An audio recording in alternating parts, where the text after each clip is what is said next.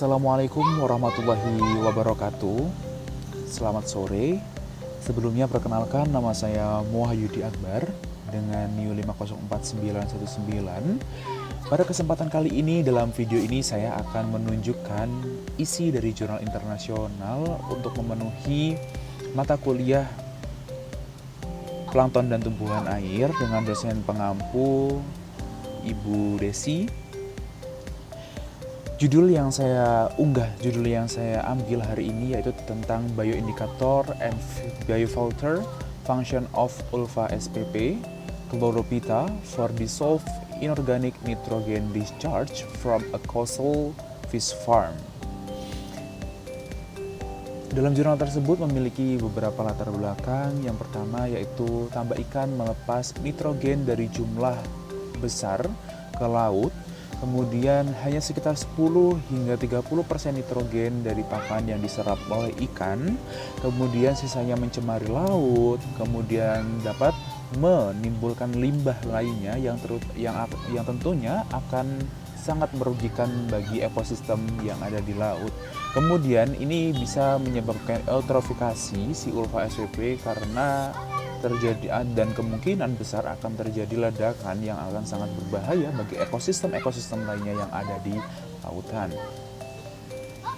Kemudian solusinya yaitu Ulva SPP sendiri merupakan tumbuhan rumput laut hijau yang tumbuh liar di perairan Jepang, kemudian bisa menyerap nitrogen dari air laut dan berpotensi sebagai bioindikator penanda pencemaran dan juga dapat dijadikan sebagai biofilter atau penyerap limbah di suatu perairan.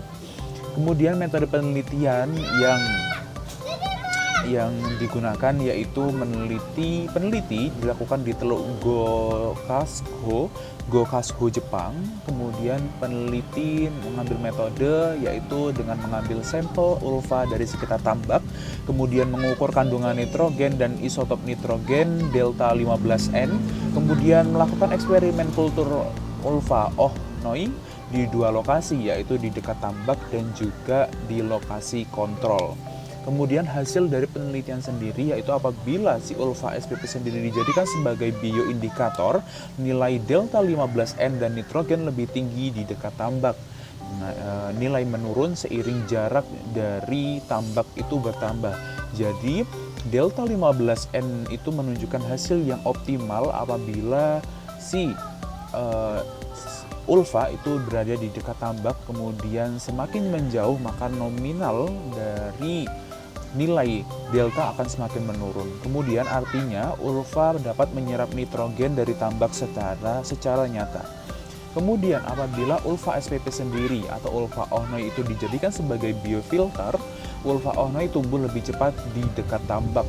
Laju pertumbuhan mencapai 23% per hari dan laju fiksasi nitrogen hingga 13,9 mg N per G per hari.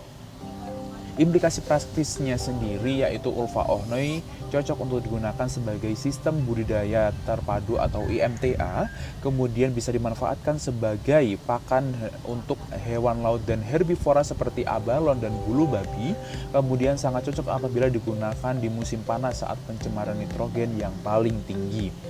Kemudian kesimpulan yang dapat saya ambil yaitu Ulva SPP terbukti efektif sebagai bioindikator dan biofilter nitrogen. Kemudian penggunaan Ulva dapat membantu menjaga kualitas perairan tambak lebih baik.